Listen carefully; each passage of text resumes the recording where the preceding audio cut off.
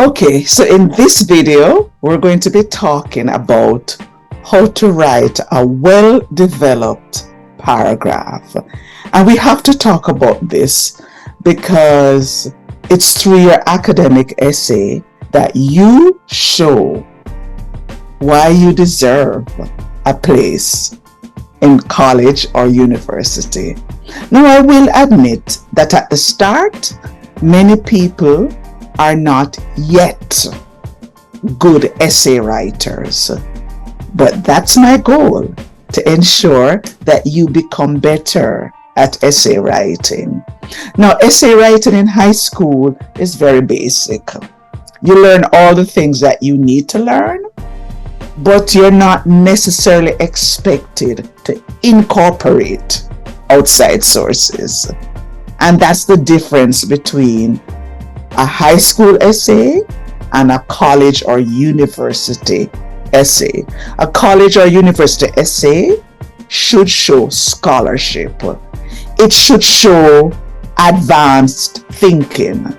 It should show what we call higher order thinking, which means we're not just asking you to recall what's in the textbook, but we're expecting you to go beyond the lowest rung of the Bloom's taxonomy model, and we're expecting you to go beyond recall, and we expect you to be thinking in terms of analysis, synthesis, creating. We want to see how you think in a disciplined way. So let's look at a paragraph that shows disciplined thinking and that shows that you realize that your thoughts are just the beginning of the paragraph. But in addition to your thoughts, you need to add outside sources. So let me show you what we expect in a well-developed academic paragraph. So your well-developed paragraph begins with a topic sentence where you make a point. After that, you explain the point. That way you establish the context so that everybody understands what you're talking about. Then you mention an outside source, and that's when you provide what we call the author lead-in. So we know that these aren't just your thoughts, but you read and you can say according to. And then you give the quote, then you document it, then you interpret, explain, and discuss it, and then you finish with the concluding sentence. After you've done all of that, you have a well-developed paragraph. So I want you to keep in mind that a well-developed paragraph has your voice, your style, but it doesn't have mainly your thoughts.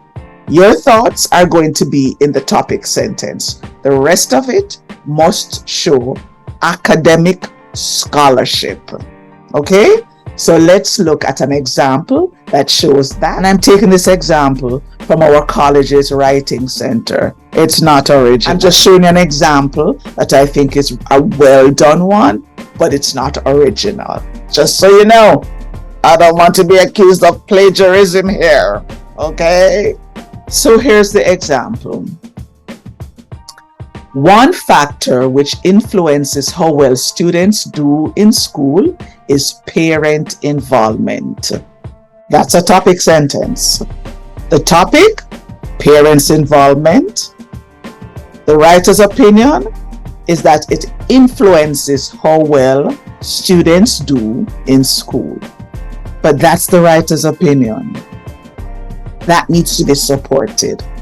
All your thoughts need to be supported. So every paragraph in your essay must have outside sources. It must. If not, then it's just your thoughts. And your thoughts are the thoughts that you can discuss with your friends, with your family members. But in academia, we want to know how your thoughts align with the people who've done the research the researchers, the authorities, the experts. We need a little bit more than just your thoughts. So, topic sentence. Then the next sentence gives us context or explains the topic sentence. Parents can be involved in their children's schools in many ways, such as taking children to school, having regular contact with teachers, and monitoring or helping with homework. Research has indicated that parent involvement, regardless of a student's background, is a powerful indicator of student success. So you see, so far we have 3 sentences. And the first one is a topic sentence. The rest give background information. Then it leads into a discussion where you use outside sources to support what you have to say. So they go on to say, as Moss and Routledge in 1991 discovered in an analysis of Ontario's schools, although family background is directly linked to how students do in schools, it is not the home that is a cause of some children's lack of success in school, but rather it is, in substantial part, the lack of connection between home and school. Page 141. So you can see, once again, not original thoughts, but it's coming from an outside source. This lack of connection refers to parents who participate very little in the schooling experience of their children, so very little that happens at home between parent and child has anything to do with what happens at school. This lack of involvement by parents in the schooling of children can happen to any student regardless of socioeconomic background. This helps explain why students from low-income or minority backgrounds can, with parent involvement, have more success in school. In the same way, it shows that students, even from higher income families, need parental involvement in the school experience of the child. The implication is that parents who find more ways to be involved in their children's schooling will increase the chances of their children succeeding at school. Now, this is what we consider a well-developed paragraph with all the parts: the topic sentence, the context, the lead-in, the actual quotation, documented, then the interpretation, explanation, discussion, and then the concluding sentence.